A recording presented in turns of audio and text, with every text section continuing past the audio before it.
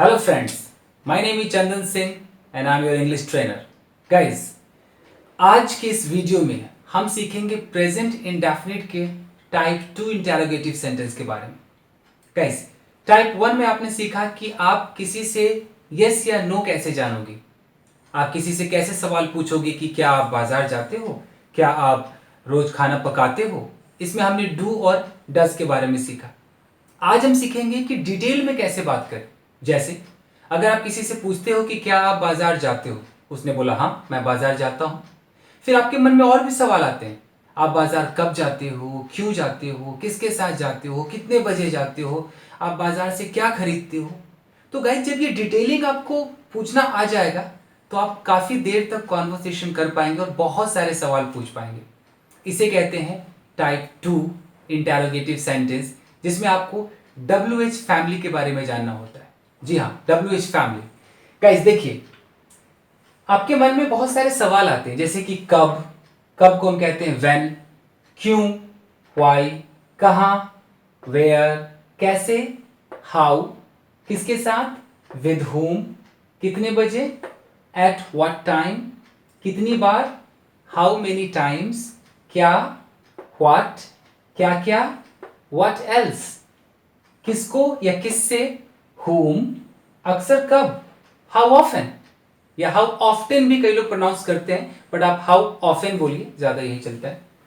तो गाइस, इस तरह के जितने भी वर्ड्स हैं जो क्वेश्चंस क्रिएट करते हैं, इसे या तो हम क्वेश्चन वर्ड कहते हैं या WH फैमिली कहते हैं. गाइस, अब अगर आपने किसी से सवाल पूछा, मान लीजिए आपने पूछा कि आप बाजार कब जाते हो. फाइन. तो गाइस, अगर सब्जेक्ट है आई, यू, वी, दे या प्लूरल, तो इनके लिए सबसे पहले आप इन सवालों में से जोन सा सवाल आपके दिमाग में आ रहा है उसकी अंग्रेजी सबसे पहले लिखिए. उसके बाद डू लगाइए, फिर सब्जेक्ट, वर्ब की फर्स्ट फॉर्म, ऑब्जेक्ट. जैसे अगर आपके मन में सवाल है आप बाजार कब जाते हो, तो गाइस सबसे पहले इस कब की अंग्रेजी आपको आनी चाहिए. कब की अंग्रेजी क्या होती है? व्हेन. तो आप यहां पर लगाइए व्हेन. उसके बाद रूल कहता है कि आप डू लगाइए, तो डू, क्योंकि आई, वी, यू, दे प्लूरल के साथ डू लगता है और यहां पर है आप, तो डू लगेगा. फिर सब्जेक्ट यू, वर्ब जाना है, इसकी अंग्रेजी गो, बाजार यानी कि टू मार्केट. तो सवाल आपका आया when do you go to market, यानी कि आप बाजार कब जाते हैं. अगला है आप किसके साथ रहते हैं. तो गाइस, सबसे पहले आपको इस किसके साथ की इंग्लिश आनी चाहिए. किसके साथ यानी कि विद whom. गाइस, सबसे पहले आप लिखेंगे विद whom, उसके बाद डू लगाएंगे, सब्जेक्ट है यू, रहने की इंग्लिश होती है लिव, यानी कि with whom do you live, आप किसके साथ रहते हैं. अगला सवाल है आप दिल्ली में क्यों रहते हैं. तो सबसे पहले आपको क्यों की इंग्लिश आनी चाहिए, वो होती है वाई. उसके बाद आप डू लगाइए, सामने यू, रहने की इंग्लिश लिव, दिल्ली में इसको हम बोलेंगे इन दिल्ली. तो why do you live in Delhi. It means guys कि आपके मन में इस लिस्ट में से जोन सा भी सवाल आए, आप सबसे पहले उसकी अंग्रेजी लिखिए, उसके बाद डू लगाइए, फिर सब्जेक्ट, वर्ब के फर्स्ट फॉर्म, अगर ऑब्जेक्ट है तो ऑब्जेक्ट लगाइए, तो आप सेंटेंस को ट्रांसलेट कर पाएंगे. अब आते हैं गाइस किसी थर्ड पर्सन सिंगुलर के बारे में, यानी कि आप अपने दोस्त से बात कर रहे हैं लेकिन उनके पापा, मम्मी, भाई, बहन या किसी रिश्तेदार या किसी फैमिली मेंबर्स के बारे में या फ्रेंड के बारे में. जैसे कि तुम्हारे पापा बाजार कब जाते हैं. अब बात पापा की हो रही है, तो देखिए गाइस कैसे करेंगे. ही, शी, इट, नेम या कोई भी थर्ड पर्सन सिंगुलर आप लगाएंगे तो वही WH जो ये लिस्ट है आप वही लिस्ट लगाएंगे, लेकिन अब आप डू नहीं डस का इस्तेमाल करेंगे. उसके बाद सब्जेक्ट, वर्ब की फर्स्ट फॉर्म, कोई एस नहीं, कोई ईएस नहीं और कोई साउंड नहीं. उसके बाद ऑब्जेक्ट. जैसे आपका भाई कहाँ रहता है, तो सबसे पहले आपको इस कहाँ की इंग्लिश आनी चाहिए, वेयर। फिर आप देखिए कि इसमें डज का इस्तेमाल होगा क्योंकि भाई के बारे में बात हुई है और भाई एक थर्ड पर्सन सिंगुलर है।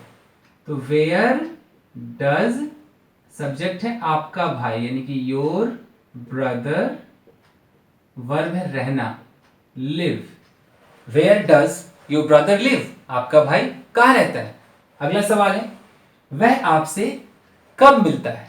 तो सबसे पहले गाइज आपको कब की इंग्लिश आनी चाहिए और वो होती है when। उसके बाद आप यहां लगाएंगे डज ही, मिलने की अंग्रेजी मीट, आपसे मतलब you. when does he meet you, वह आपसे कब मिलता है। अगला सवाल है आपके पापा क्या करते हैं। अब गाइज ये बीच में यहां पर क्या आ रहा है, तो इसकी अंग्रेजी होती है what। उसके बाद हेल्पिंग वर्ब डज, आपके पापा ये सब्जेक्ट है तो योर फादर, करने की अंग्रेजी do. What does your father do, आपके पापा क्या करते। तो गाइज आपने देखा कि आई वी यू दे के साथ डू लगता ही है, ही शीट के साथ डज लगता है, लेकिन इनसे पहले आपको इस WH वर्ड के लिस्ट को याद करना होगा और उससे सेंटेंस की शुरुआत करनी होगी। मैं फिर से सेंटेंसेस बोलता हूं, ध्यान दीजिए। आप बाजार कब जाते हैं, सबसे पहले कब की अंग्रेजी उठाइए, when do you go to market। आपका भाई बाजार कब जाता है, when does your brother go to market।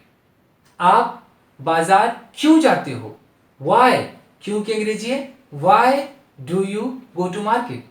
आपका दोस्त बाजार क्यों जाता है, why does your friend go to market। Guys इसके अलावा एक और WH वर्ड है, इसे हम बोलते हैं कौन, यानी कि हु।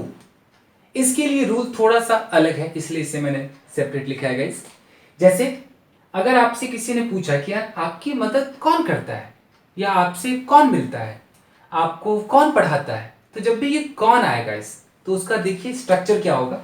सबसे पहले हु, अब इसमें कोई डू नहीं कोई डज नहीं, इसमें आपको वर्ब और उसमें एस या एस लगाना है।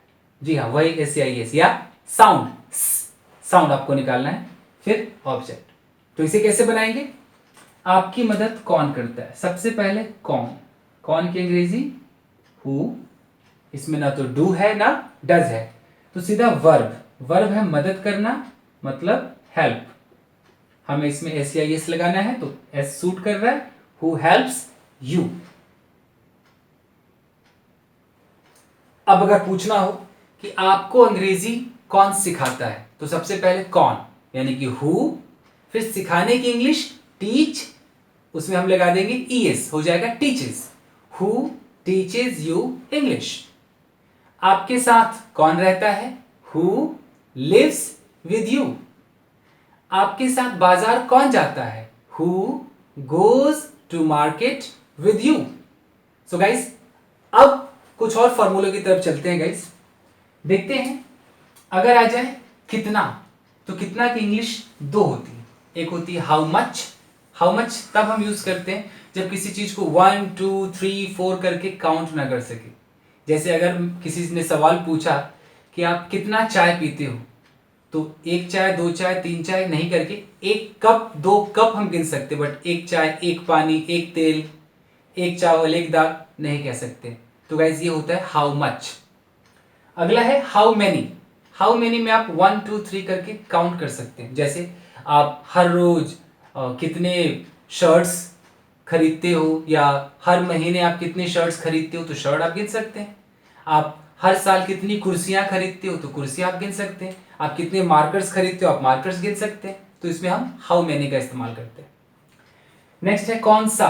कौन सा मतलब विच, आप कौन सा रंग पसंद करते हो, आप कौन से क्लास में पढ़ते हो, इसको हम विच कहते हैं। अगला है किस तरह का, इसे हम कहते हैं विच टाइप ऑफ या व्हाट काइंड ऑफ। नेक्स्ट है किसका, हुज। सो गाइस अगर आपके मन में इनमें से कोई सवाल है तो इसका फॉर्मूला थोड़ा सा अलग होगा। क्या होगा, सबसे पहले तो इनमें से जो भी सवाल हो उसका वर्ड उठाएं। अगर आपके मन में सवाल है कितना, तो आप हाउ मच उठाएं। उसके तुरंत बाद आप ऑब्जेक्ट उठाएं। फिर आप देखें कि डू लगेगा या डज लगेगा। अगर आई वी यू दे प्लूरल है तो डू लगेगा, और अगर थर्ड पर्सन सिंगुलर है तो डज लगेगा। उसके बाद सब्जेक्ट, फिर वर्ब की फर्स्ट फॉर्म। जैसे अगर सवाल है आप कितना पानी पीते हैं, तो गाइस सबसे पहले देखिए कितना। अब हमने देखा कितना पानी, पानी को हम एक पानी दो पानी तो नहीं कर सकते, तो हाउ मच उठाएंगे। तो आप यहां पर लिखिए हाउ मच। इसके बाद सीधा ऑब्जेक्ट उठाइए। ऑब्जेक्ट है आपका पानी, तो हाउ मच वाटर। फिर देखिए कि डू लगेगा या डज लगेगा। बात है आपकी, मतलब यू की, और यू के साथ डू का इस्तेमाल होता है। यहां लगाइए डू, सब्जेक्ट है यू, पीने को बोलते हैं ड्रिंक। तो how much water do you drink. Guys वह कौन सा रंग पसंद करता है, कौन सा। तो सबसे पहले कौन सा की अंग्रेजी उठाइए। कौन सा मतलब विच, तो आपने यहां पर लिखा विच। फिर ऑब्जेक्ट है रंग, मतलब कलर। फिर देखिए डू लगेगा या डज। बात वह की हो रही है, यानी कि ही, और ही के साथ डज का इस्तेमाल होता है। तो आप यहां पर लगाइए does. Which colour does he like. So guys, इस तरीके से आपके मन में कोई भी सवाल हो, आप उसे पूछ सकते हैं प्रेजेंट इंडेफिनिट टेंस में डेली रूटीन के बारे में, और उसका जवाब भी दे सकते हैं। अब अगर इसमें कोई जवाब दे तो कैसे जवाब देगा, इसके लिए गाइज मैं आपको अगले वीडियो में एक कॉन्वर्सेशन दिखाऊंगा, जिसमें डिटेल में हम बातें करेंगे प्रेजेंट इंडेफिनिट में। टोटल कॉन्वर्सेशन होगा, उसमें हर तरह का सवाल होगा जो डिटेलिंग से रिलेटेड भी होगा, और यस नो भी होगा, और उसका जवाब होगा। तो गाइज आज के इस वीडियो में बस इतना ही। आप घर पर प्रैक्टिस के लिए एक कॉपी लीजिए, पेन लीजिए, और ये सारे सवाल लिखिए पहले, क्योंकि आपको ये याद नहीं होंगे। अगर है तो बहुत अच्छी बात है। उसके बाद आप इसे ट्रांसलेट कीजिए। जब आपको ये याद हो जाए, फिर आप उन सवालों को खुद पूछिए और खुद ट्रांसलेट कीजिए बिना लिखे हुए। फिर आपको ट्रांसलेट करना आ जाएगा गाइस। इसके बाद अगले वीडियो में हम इस पर बातचीत करना सीखेंगे, एक पूरा कॉन्वर्सेशन सीखेंगे गाइस। तो गाइस अगर ये वीडियो आपको पसंद आया हो तो इसे सब्सक्राइब करें, लाइक करें, और अपने दोस्तों में शेयर करें। और हमारा अगला वीडियो देखिए जिसमें हम कॉन्वर्सेशन दिखाएंगे। तो गाइस तब तक अपना ख्याल रखें और प्रैक्टिस करते रहें। Thank you.